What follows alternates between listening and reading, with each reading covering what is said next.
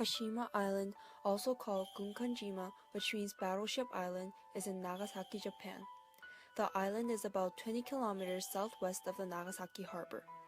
Currently registered as one of the UNESCO World Heritages, the island created many controversial opinions on whether the island should be qualified as a World Heritage without apologizing for its forced labor and other minorities.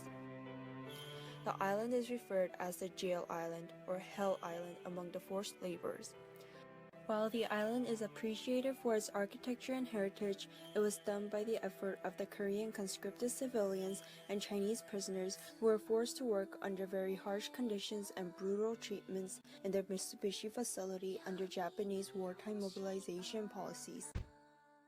For centuries, the people living in Takashima, a large island near Hashima, were said to have collected coal from exposed beds and have used them as household fuels. Seeing the profits made from mining coal, the Fukuhori family, a branch of the Nabeshima clan, seized control of the management rights in the island and established coal profits as one of the pillars of the local economy. Coal mining methods in Takashima was primitive until the late 19th century when a Scottish merchant named Thomas B. Glover imported modern mining equipment from Britain and hired British mining engineers to drill a vertical shaft mine on the island.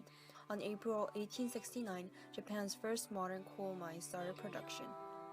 An enormous success of the Takashima coal mine sparked a rush to develop mines on nearby islands, including the until then useless heap of rock called Hashima. A shaft mine on Hashima was first established in 1887.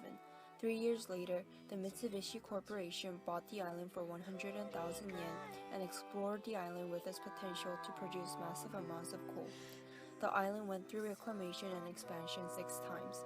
At Hashima, Mitsubishi launched a project to tap the coal resources under the sea bottom. At the same time, Mitsubishi built a reinforcement concrete apartment block, which is now the island's most notable feature. After the island was abandoned for 27 years, the Mitsubishi handed Hashima over to Nagasaki in 2001 and was opened to public tours in 2009. The island was found to contain vernacular architecture, concepts of rupture, and heritage. The island inspired many photographers, video game creators, and filmmakers. At this point, the island itself became a staged environment. In 2015, Nagasaki announced that the main buildings of Hashima are to be maintained with a view to be recognized as a UNESCO World Heritage Site. When the Japanese moved to Hashima Island, they had to encounter multiple obstacles, including a challenging natural environment, the wild and stormy seas. They named these high waves that came several times a day the Salt Rain Crossing. The people had to wait for the waves to slam in. Even though the people built solid concrete buildings and sea walls around the whole island to prevent more damages from occurring, some waves would still tower over these tall walls. The community also depended heavily on the outside world for food, clothing, and other needs. Even fresh water had to be carried to the island until pipes that connected the mainland reservoirs and the island were built along the seafloor in 1957. Any storms or other obstacles that prevented the passage of ships for more than a day rose fear and austerity for Hashima.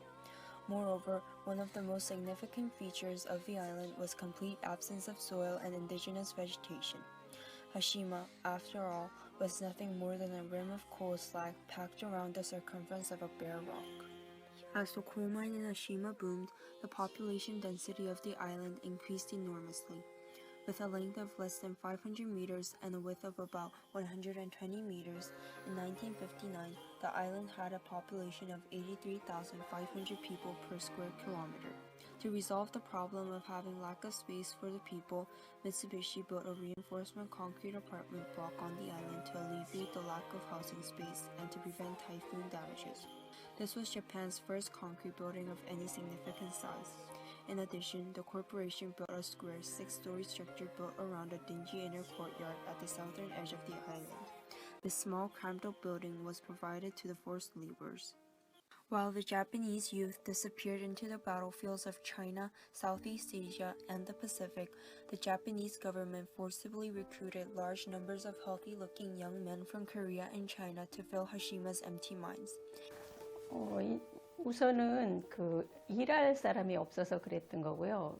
1939년 이후에 진주만 공격으로 인해서 일본이 이제 대동아 공영권이라 해서 동남아 일대까지 전부 전쟁이 확산이 됐어요.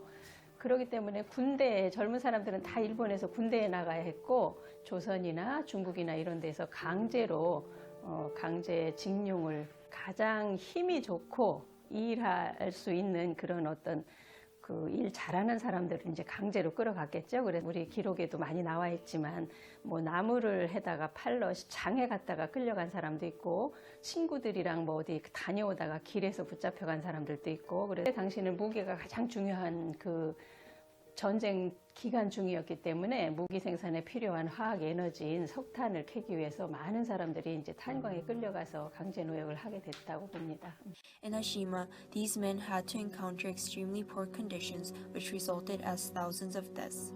거기서 석탄을 캐다가 이렇게 떨어지면 그 안반식으로 떨어지면 그대로 깔려서 죽거나 너무 힘들어서 탈출하려고 이제 시도를 했다가 빠져 죽은 사람도 많고 16동, 17동이 이제 일본 사람들이 이제 관리인들이 사는 아파트인데 그 사이에 마당에다가 이게 조선인들 뭐 이렇게 탈출하려고 했다 붙잡힌 조선인들 끌고 와서 공개 구타를 시킨답니다. 그러면 일본인들은 이렇게 이제 씻고 이제 이렇게 쉬다가 이렇게 발코니에 나와가지고 여기 지켜보면서 박수치고. To 8 miners were put together in a tiny room, each individual having no more than a few feet of space. They were given a single underwear to wear and were forced to begin work the morning after arrival. The workers would go underground to the coal mine, which was very steep and narrow and would go over 45 degrees Celsius.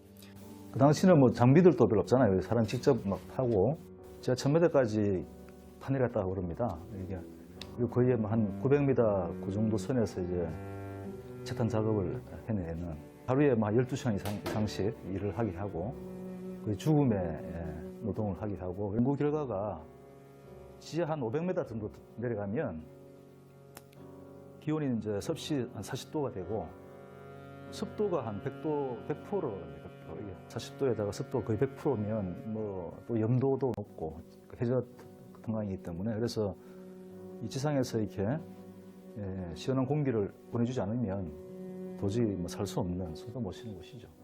그런 환경에서 이제 일을 했으니까 항상 죽음의 공포가. 하시마 섬에서 그 탄광 안에서 일하는데요. 거기서 지하로 내려가서 일하기를 그가 너무 더워. 수건을 딱 잡아가지고 이렇게 땀을 흘리고 그러면 그러면 눈을 뜨고 닦고 그랬더니 탄가루 들어가서 눈이 생겨가지고 못 넣고 봉사를 해버린 거예요.